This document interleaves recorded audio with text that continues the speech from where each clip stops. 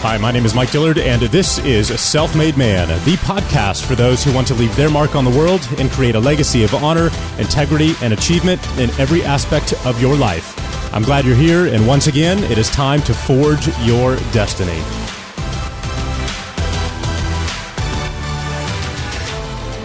In 2015, I was sitting on a couch in the great room of Necker Island, watching the incredible blue water and relaxing in that island breeze of the British Virgin Islands. So I was there spending a week with Richard Branson and my peers from Tiger 21 when a gentleman named Scott Harrison walked up to the front of the room to give a presentation about some nonprofit organization that he had started called CharityWater.org.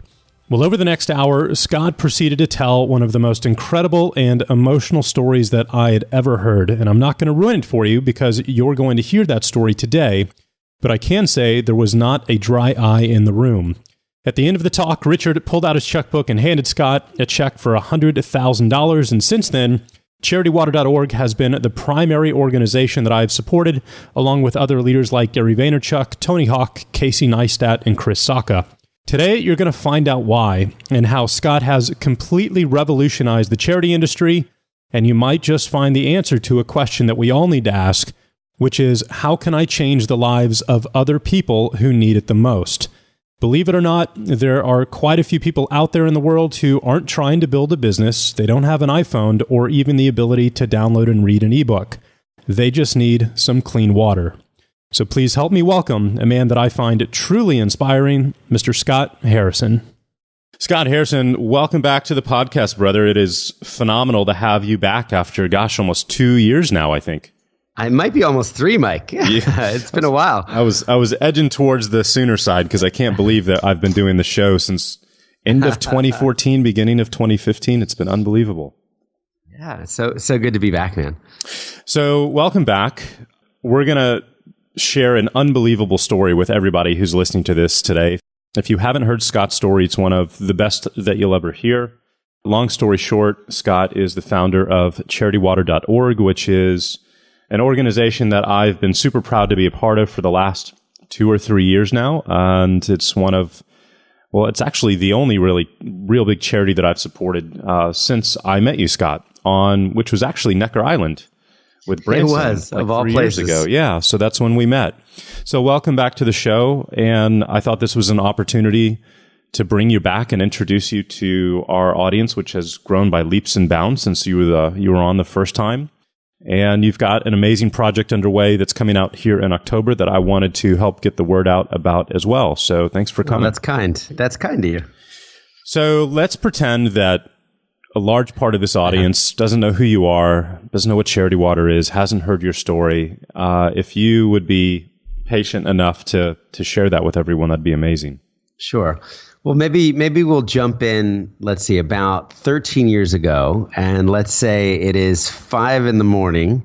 At an after-hours club in New York City, where you walk up to a door and you have to have the secret knock, and then they let you in, and there are tons of people doing cocaine, and everybody's completely off their face. And this would have been almost the end of a night for me that was kind of not even a memorable night, one in a string of many. I'd been promoting nightclubs for 10 years. I'd moved to New York City at 19 and was really trying to throw away a very religious upbringing, a very conservative upbringing, and couldn't believe that there was an actual job in New York City, greatest city I'd ever been to, where you could get paid to drink alcohol and fill up nightclubs. So I thought, if you're going to rebel, you should do it in style. And really, over the decade, I had worked at 40 different nightclubs, building up a following. And, it was a life of models and bottles, as we would joke all the time. Dinner at 10, the club at 12, after hours at 4 or 5. And then we'd stumble home at, 10, 11, sometimes noon. And, I remember on one of these particular, I can't even call it a night because it kind of is a night that stretches into a day, but, trying to get to sleep, probably popping an Ambien or something like that. And I remember looking out the window on Houston Street in New York City at lunchtime, and people were in suits going to lunch. And I just remember feeling so unhealthy. Has my life really come to this, that I'm going to bed at noon and I'm going to wake up at 8 and I'm just going to do it all over again? To kind of step all the way back, I'd been raised in Philadelphia and New Jersey. When I was 4 years old, there was a carbon monoxide gas leak in a new house that we just moved into. And my whole family almost died. I started getting sick. My dad started getting sick. My mom actually passed out and was kind of the canary in the coal mine, really. And we, after we tested her blood, we found these massive amounts of carbon monoxide in her bloodstream. And my dad ripped out the furnace, found the leak himself, actually, but the damage had already been done to my mom's immune system. My dad and I recovered and got our health back, but she was never the same again. And she became an invalid, connected to oxygen, wearing charcoal masks, allergic to chemicals, perfume, the ink from books, pretty much anything you can imagine. And it was a weird childhood, Mike. That's all I can say. Doing the cooking, doing the cleaning. Mom was trapped in a room covered in aluminum foil. She was allergic to the radio, allergic to TV, allergic to the phone, electromagnetic radiation. Just pretty much anything would set her immune system off, and then these series of symptoms. So I was an only child, and I was an important member of the family, really taking care of her. And then at 18, I just said, hey, to heck with all this. Now it's time to make something of myself. Now it's time to explore. And that eventually led me to a life of drugs and alcohol and gambling and pornography. And I smoked 2 to 3 packs of cigarettes for 10 years. So I had a coughing problem and a pretty bad place. Thankfully, I had this moment at 28 years old. I was in Punta del Este on this amazing vacation in South America, and we'd rented a huge compound, and we blew up $1,000 of fireworks, and there were magnums of Dom Perignon everywhere. And my girlfriend at the time was on the cover of Elle magazine, and I drove the BMW, had the Rolex, had the grand piano in my New York City apartment, and just realized that there would never be enough. It was like the game of musical chairs where the music stops and I just didn't have a seat. And it really was this cathartic moment. It kind of hit me like a ton of bricks that I had become the worst person I knew. And I was leaving perhaps the most meaningless legacy that a person could leave on this planet. My tombstone might read, "Here lies a man who got 1 million people wasted." And I didn't want my tombstone to read, "Here lies a man who got 1 million people wasted." So that really began a searching, came back to a very lost faith, I think in a different way as an adult. I came back to a lost morality, and I tried to quit smoking and drugs and, the promiscuous lifestyle that I was living at the time. And about 6 months later said, I just asked myself the question, what would the exact opposite of my hedonistic life look like? What would the opposite be of partying and drinking and drugging? And the only thing that came to mind was, what if I served on a humanitarian mission in the poorest country in the world? That would be opposite. So I say, all right, well, let me go for it. And I sold everything I owned. I'm a pretty radical guy. So I'm all in normally, no matter what it is. And I began to apply to the famous humanitarian organizations that I'd heard of. The Save the Children's, the Peace Corps, the Oxfams, and, World Visions. And to my chagrin and actually to my surprise, although I was probably just being naive, no one will take me. No one will even let this club promoter volunteer on their mission. And then finally, kind of at the end, after all the rejections, I got my one chance when an organization said, "Scott, if you pay us $500 a month and you are willing to go live in post-war Liberia in West Africa, you can volunteer." And I said, yes, here's my credit card. This is the exact opposite of my life. This is what I was looking for. And I dusted off a journalism degree at NYU that I'd never used and volunteered on this humanitarian mission as a photojournalist with the hope of helping them raise awareness and more money for their medical work through the stories that I might be able to tell and the network that I had back in New York City.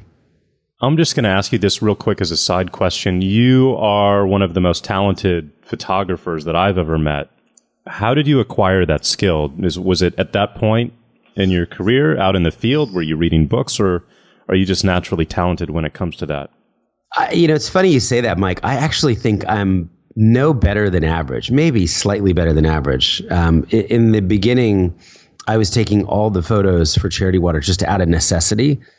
I think, putting myself in the situation, maybe not being afraid to, jump up on the roof of a building to get a shot or really to dive in maybe in a little bit of danger.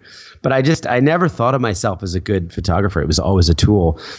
It's funny, as the organization has grown now, you'd walk in our office in New York City and, there are huge light boxes. There are 10-foot light boxes of photos that we've blown up. I don't think there's a single one of mine that made the cut. It's all been these talented photographers we worked with over the last 5 years who are just frankly so much better than me. So it's a kind compliment. But, throughout the years, I'd taken pictures of girlfriends and, buildings in Prague and my dog. I always had a couple Nikons around and just love the idea of shooting and developing film. I think in the age of digital, you can make a lot of mistakes and learn quickly. That first year in Africa, Mike, I actually took 50,000 photos to maybe get, 500 good ones. Well, and I want to take us back to that moment. You step into Africa. What do you find? What are you taking pictures of? Well, I'm on a medical ship, so it's a hospital ship, group out of Texas called Mercy Ships that had been sailing a 522-foot converted ocean liner. It had been converted into the state-of-the-art hospital, a 42-bed hospital, and the charity had a very simple idea. Let's sail this huge hospital ship up and down the coast of Africa with the best doctors and surgeons who will give up their vacation time to operate for free on the poor, on people with no access to medical care. And I joined that mission. So I joined 350 other volunteer crew, all paying $500 a month or so, which allowed the organization they effectively were fundraising from their employees. And my third day there, I had another one of these just life-changing, rip the sky open moments. So a small advance team, before we sailed into the port, had flyered the country, and they were posting 8.5 by 11 flyers saying, hey, if you've got a tumor on your face, if you have flesh-eating disease, if you were born with a cleft palate or a cleft lip, if you were burned during the war by the rebels, turn up on this day, and our doctors will see you for free.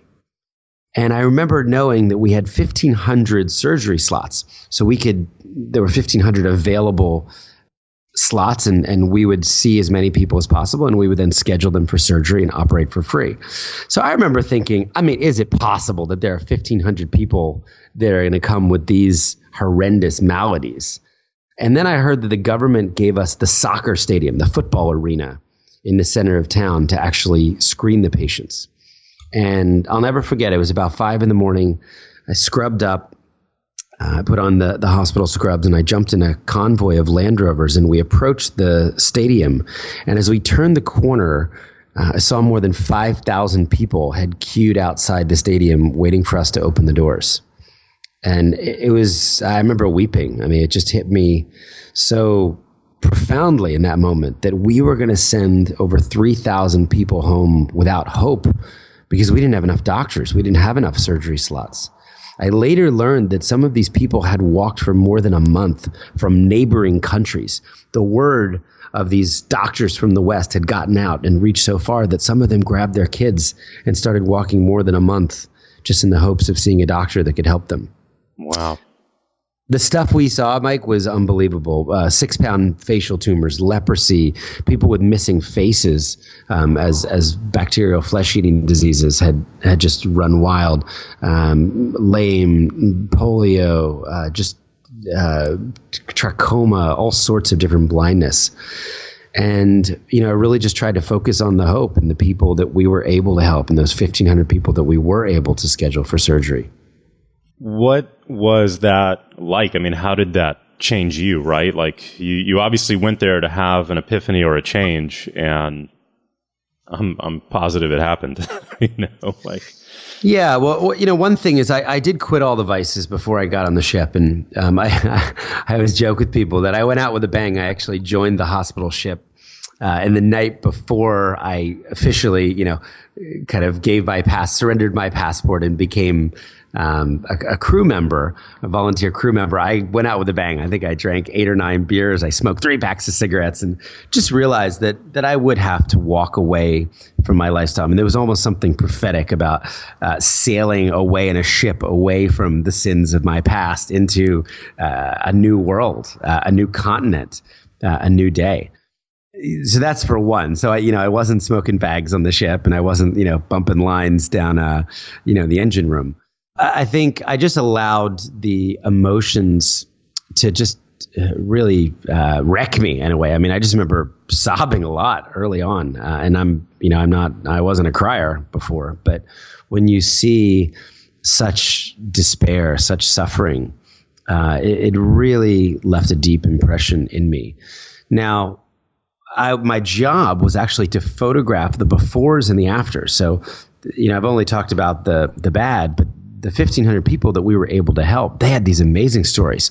So I'm in the operating theater and I'm documenting the cataract surgery on a 25-year-old woman who actually wasn't blind from birth.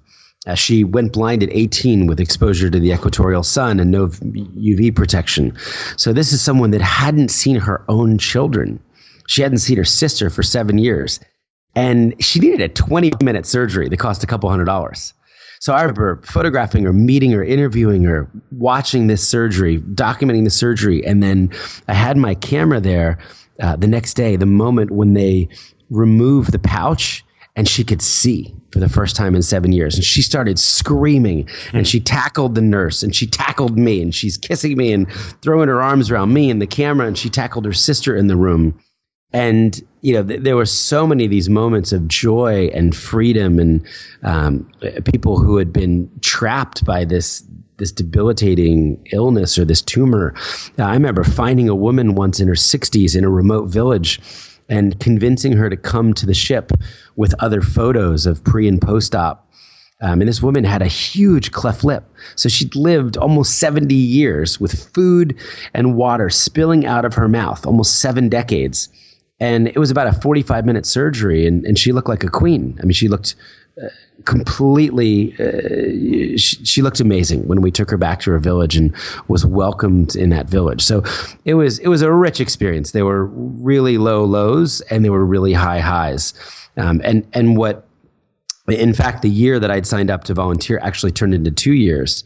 And I think the cool thing through this experience was I had an email list of about 15,000 people, and email open rates were like 100% back then. So my friends actually went from getting party invites to join me at the Prada store, for a grand opening, or an MTV party, or a Cosmopolitan magazine party, to a month later, this is Alfred, and he's 14, and he's suffocating to death on his own face with a 6-pound giant pink fleshy tumor.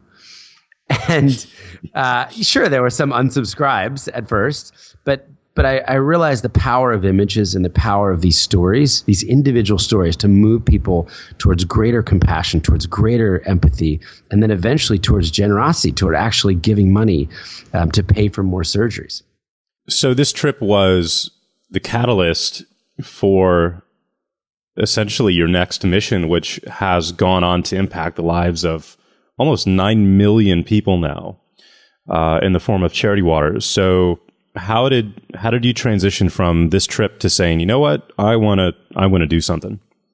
Well, my second tour, I got off the ship and out of the city and spent more and more time in the rural areas. And as I would go into these villages, I would see the water that people were drinking, and it was shocking. I had never seen a child drink from a green swamp covered in algae and bugs before. I mean, water to me cost $10 in nightclubs. It was called Voss. I would sell 10 bottles to somebody who walked in and got a table, and they wouldn't even open it because they were drinking champagne or vodka instead. So I think there was just such a horror in the knowledge that human beings were drinking filthy water so filthy I wouldn't let my dog drink it. And then I learned that over half the country, so more than half of the people of Liberia, were drinking bad water. So I didn't have to be that smart to just put the health problems that we were seeing together with the water problems that I was seeing. And as I was scrubbed up talking to these surgeons about what was going on in the villages, they were just encouraging me to make this my issue. Instead of maybe fundraising for another ship that could help, another few thousand people a year, why weren't more people trying to bring clean and safe drinking water to the whole world, thus eliminating, half of the disease in these areas? So I really found the water crisis or my interest in water through health and just by seeing it. I remember a teenage girl named Hawa watching her drink from a swamp and realizing she's never had clean water her entire life. She doesn't know what it tastes like. She has used this filthy water to bathe, to wash her face, to wash her clothes, to drink her whole life. And the crazy thing is in Liberia specifically, there was tons of clean groundwater. But the communities didn't have the resources, the drilling rigs, the hydrology knowledge to actually tap into that clean water that was often a couple hundred feet beneath them. That would have saved the lives of their children. So I really came back with the water mission, at 30 years old, fresh off the hospital ship. I was going to ask, what did you do next, right? Like that's a grand idea, but from a practical standpoint, you've never done this before. You've never drilled a well. Yeah. You've never raised money. Like, what do you do? I funded my first well. I called my aunt and she gave a couple $1,000s, and there was an orphanage that I had been working with, and they needed a well, and the kids were all going to a faraway source, and they were getting bullied at that water source. And I just cobbled together enough money, and we hired a well driller, and we got some cement donated. And I got to see a well go from beginning to end and clean water coming out on the grounds of an orphanage, and really just got a taste for it. And it's turned into what? Because it's turned into something just 28,000 now. But yeah. So, there's a little more nuance to that. So, I come back and I'm 30 and I'm completely broke because nightclub promoters, we're not gifted at saving money. We're typically gifted at spending money, and sometimes even more than we make. So I was broke. I'd given all my money to mercy ships and the people that I met along the way, which it's impossible not to. And I was crashing on my old club promoting partner's couch in Soho, New York City. But I was running around telling everybody that I wanted to end the water crisis in my lifetime. I wanted to bring clean water to the world. I wanted to see a day on earth when no man or no woman or no child, simply because of the conditions they were born into, was drinking bad water. And, I think I had a little bit of credibility over the 2 years as a photojournalist on this mission because I had probably written 40 stories and I had taken those 50,000 photos. So people knew I was out there on the ground in these villages, meeting with the local partners. And there was a lot of interest in what that could look like. I will say that there was no awareness at all about the water issue. I mean, I would tell 100 people, hey, do you know 1 billion people globally don't have clean water? And 100 people would look at me like I had 6 heads. It just wasn't something that was being talked about a decade ago. It wasn't, at least in the common lexicon for everyday people, the people that I knew. This just wasn't on their radar. So the other thing that I learned as I came back and I was talking to people was that there was this huge disenchantment and distrust of charities. I would hear, charities are black holes. Oh, I don't give my money to a charity because, they're just going to waste it. I remember coming across a USA Today poll, I think it was, where they said 42% of Americans distrust charities. And that surprised me because who's more generous than Americans? We're known for being wonderfully philanthropic and giving. But I learned that so many people here don't trust the system. They don't trust big charities. They think they're inefficient and bureaucratic and wasteful. I recently came across... And they're right? Well, sometimes. I came across an NYU study that found 70% of Americans thought charities either wasted money or badly wasted money. Only 30% of people thought charities were good stewards of the money they were taking in. So, I had this mission, right? I wanted to bring or be a part of bringing clean drinking water to everybody on the planet. But yet the model of asking people to give generously, the charity model was broken. So I really kind of developed a larger vision, which was to reinvent charity, was to reach out to those disenchanted people, the people who should be giving, I believed, who were missing out by not being generous, by not being involved in these life-saving causes that were ending the needless suffering of others, and give them a different model, give them a different structure, give them an organization that they could believe in, that they could trust, an organization that would show them where their money went and prove the impact of those dollars. So I had a couple very simple ideas, Mike, that at the time were just so radical they worked. The first was, what if we could make this promise to the public that 100% of all donations would directly fund water projects that gave people clean water? And I opened up a separate bank account where we would fund all the overhead separately from a very small group of entrepreneurs and families. And people said, well, that's so stupid. I mean, why would you set up a business model where all the money you raise, you actually can't use it to pay for the staff salaries or the office, and you're going to go bankrupt? And I said, well, I don't know. I think we're just going to figure this out. But then nobody would be able to use that excuse. Well, how much of my money's going? Because we'd be able to answer 100% without question every time, whether it was $1 or $1 million. And then the second thing was, we realized, well, if we did that, we'd set up a non-fungible structure. So we could actually use technology to track these donations down to their end result. And if a child gave $6 from a lemonade stand, we could say, hey, your $6 went into this $11,219 well in Malawi. And here are all the other donations that co-funded that project with you. The other thing we did was we just started putting up every water point up on Google Earth and Google Maps from day one. And I remember, too, there was just surprise in the sector. Why would you tell your donors where the projects are? What if they were to go? What if there was something wrong? And I remember saying, well, we'd want to know that there was something wrong. I mean, what do you think we're doing this for? So there was this idea of hyper transparency just built in as a core value, this very powerful 100% model. And then I really wanted to build a brand, a beautiful, imaginative, inspirational brand. So many charities had been using shame and guilt to peddle their wares. I mean, you remember those, you and I are similar ages, remember those commercials in the 80s, Sally Struthers and the kids with flies and slow motion. The kid looks up with the needy eyes and the fly lands on his forehead and the 800 number stripes across the screen, and people give out of this revulsion, out of this guilt and shame. And, I looked at the brands that I admired and respected, and none of them used guilt and shame to market their products. It would be like Nike telling you that you're fat and ugly, turn off the TV, put away the Fritos, and go run a marathon. A, nobody would go run that marathon, and B, nobody would buy Nike gear to do it. But Nike for years has told stories of people overcoming the odds, overcoming adversity, finding the greatness within themselves.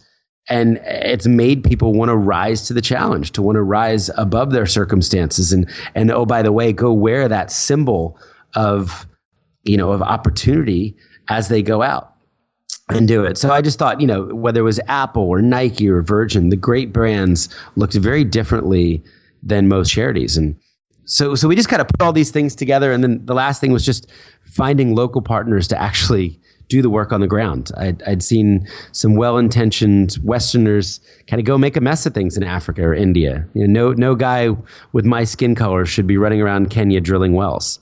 I could advocate, I could raise money and awareness around an important issue, but I believe for the work to be sustainable, it had to be led by the locals in these countries, whether it was India or Bangladesh or Bolivia or Guatemala. It had to be led by the locals, improving their communities and their countries. So we kind of just wrapped all of that together. It was different enough, and then the thing just scaled like crazy. Well, I know there was a moment when you guys kind of had your, is this going to work or not, when it came to just the bills and expenses. And as you mentioned earlier, you're giving 100% of the money away. So I just remember you telling this story where there was an overhead point. You're like, okay, we're gonna be out of money next month. Like, what do we do? Yeah, so it grew so quickly that the water side, maybe no surprise to the listener, was growing faster than the overhead side, and we'd raised a couple $1 million. And we had. I remember there was one point I think we had $111 in the overhead account. And there was a point where we had $881,000 in the water account, and all that was going to go out and build a bunch of water projects. But I had been skipping my paycheck. There was a time where I had been putting the paychecks of our few staff on hold, just hoping that we would find a way to raise the overhead as well. And we'd kind of reached the end. And it was interesting because the advice I was getting from my friends was to compromise the model and go borrow from the 881 grand in the untouchable bank account. Write an IOU, hey, you've got to pay your people. You'll pay that money back later. And I remember being so outraged by that idea. If we borrowed one penny, it would forever compromise our integrity. There'd be a crack in the foundation. We might as well all just resign in shame and go home. So I was going to wind the organization down and cry business model failure and just say, hey, the model didn't work. You can't run an overhead separate charity, I guess, unless you're going to self-fund it or you're a billionaire. And it was amazing. I was praying at that moment with intense prayers, but very little faith that anything would happen. And at that moment, when we were just weeks from shutting down, a complete stranger walked in and sat with me for 2 hours. And he was an entrepreneur that had just sold a business. And I told him where we were. I told him about the vision for the 100% model. I said, look, people are giving for the first time in their lives, saying that they trust a charity for the first time in their lives. It's working. But I can't pay my 9 staff over here. And he said, well, let me think about your problem. And a couple of days later, just after midnight, he sent me an email saying, I really enjoyed meeting you, and I wired $1 million into your overhead account. And that was what we needed. It was almost like the venture capital. It was the runway. It was 13 months of runway. We went from a couple weeks to a year of breathing room, which was enough time for us to actually build out that model. And today, in year 12, there are now 129 families from around the world that have joined that first donor, who are all giving generously. And I'm sure, I'll embarrass you. It'll be fun to do this, but for your listeners, Mike, you've been one of these families that has been so important to us over this time. And that has allowed, your gifts to our staff and our operations, along with the other 129 families, has now allowed 1 million people to give in a pure play to the water projects. And allowed us to track their money. So it was definitely this moment where we could have compromised and we didn't, and we lived to tell the story and really haven't ever been close to that point again. So let's bring it full circle. Where are you guys today? What have you done? So, gosh, we've raised about $310 million now from over 1 million people. We've been able to fund 28,000 water projects across 26 countries for about 8.5 million people. And, now we're helping, the organization is at a scale where we're helping over 3,000 people every single day of the year get clean water. Wow. Is that new people or? That's new people. Wow. Yeah, we're going to do almost 1.5 million new people just this year alone. Wow. That's awesome. So that's been fun. And one of the ways that we've been doing that, I'll just tell another business story because I know you have a lot of entrepreneurs listening. Yeah. We had 8 years of consecutive growth, 2, 6, 9, 16, 23, 28, 35, 45. We had a $45 million year in our 8th year, and everything was going great. And then we had our first down year. And year 9, we had 2 donors, one who had given $5 million. Their company laid off 10,000 employees. The other donor, another donor in Virginia, his stock that he'd been giving us tanked, 30 or 40%, and they just paused. And we had our first down year. We couldn't repeat. Not only could we not grow for the 9th time in a row, we shrunk, and it felt terrible to serve almost 200,000 people less than we had the year before. And I had an existential crisis, and I tried to bring on a CEO, start a CEO search, and step aside as CEO and maybe do something else with the org. And eventually, my exec team just encouraged me to take a month off, and I took a month off with my family and came back not wanting to do anything else and really wanting to solve the problem and look for that next S curve of growth. And I realized that the biggest problem with our organization is that we had no repeatability. It was 1 million one-time gifts, really. It was people buying one well, or doing one birthday for Charity Water, or giving $100 or $100,000 once. And I came back and got really excited about building a subscription program for good, kind of like a Netflix or a Spotify or a Dropbox, where instead of us receiving the value of music or media or storage every single month, 100% of our monthly gifts would be passed on to people in need of clean water.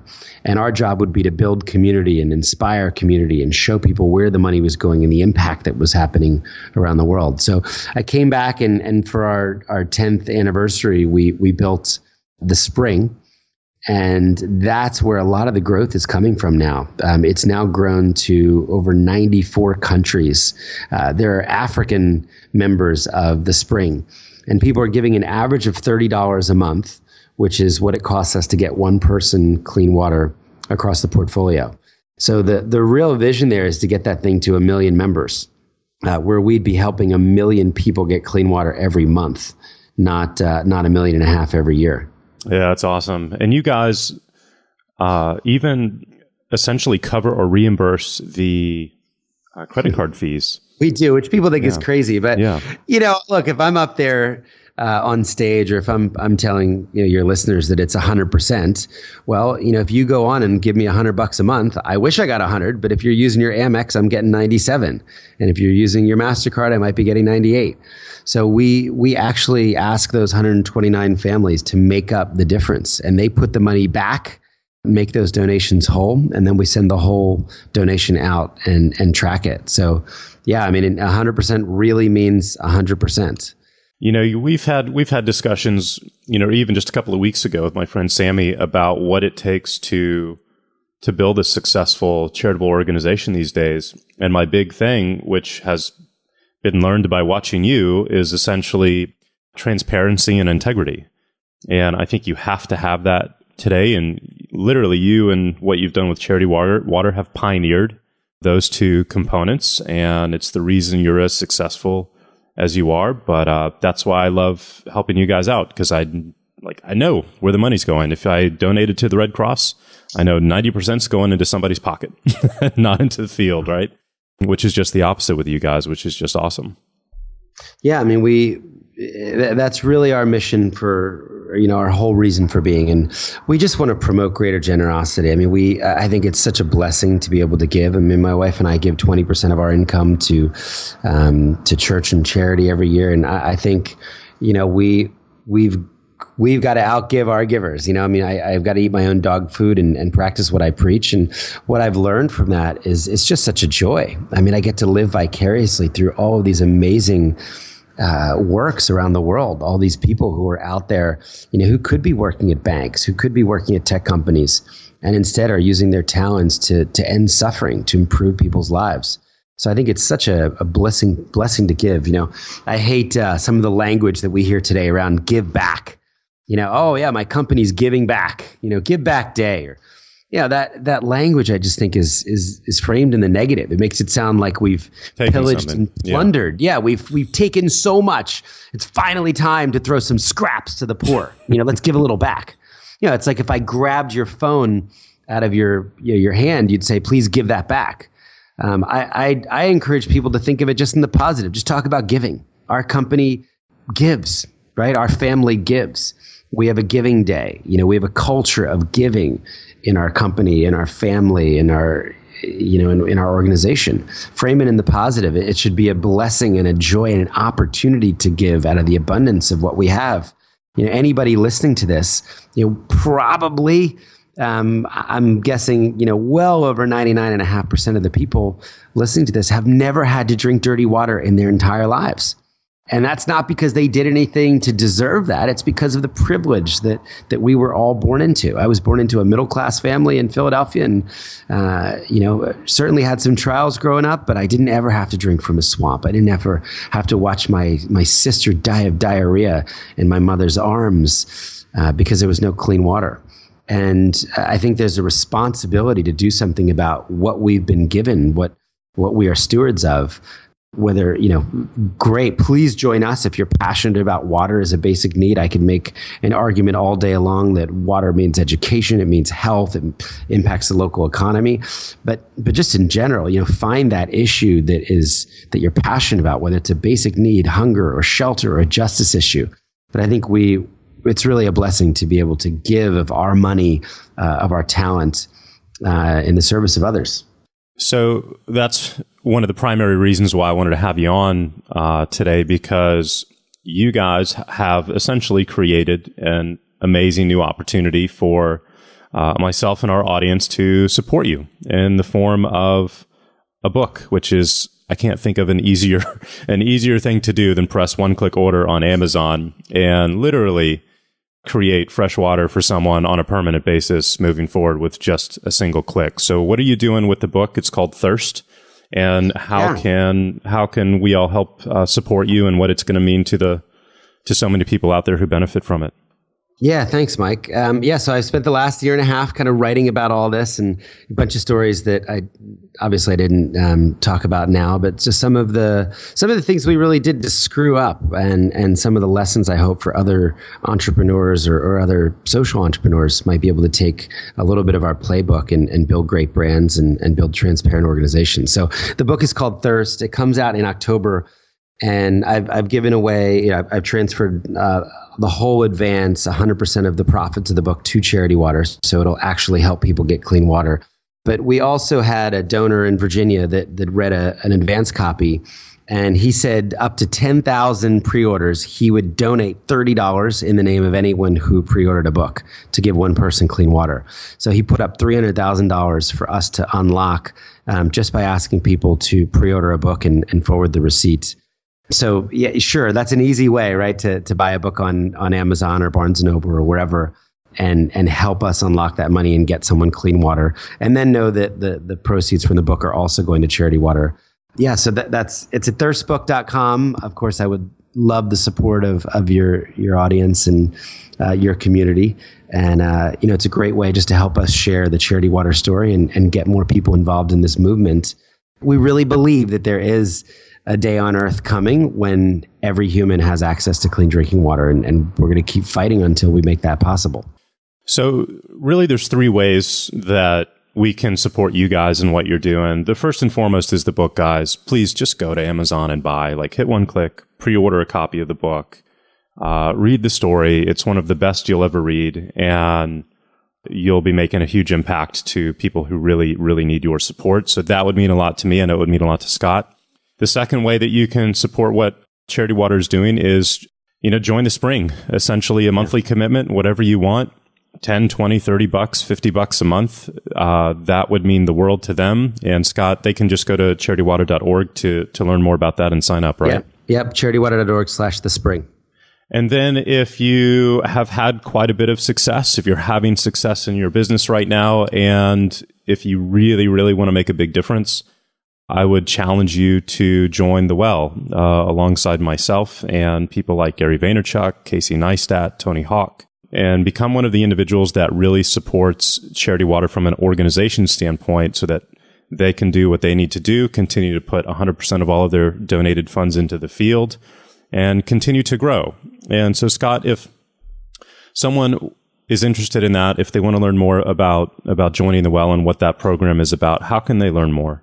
Yeah, just shoot an email to info@charitywater.org. It'll get routed to me, and we'd love to spend some time. And yeah, it's an amazing group. I mean, it's been the founders of Facebook and Spotify and Twitter and key executives at Apple. I mean, it's been a really amazing community, really of entrepreneurs that say, I get it. I want to help you pay for the next accountant to go audit this money in the field, or the next software engineer, the next UI designer.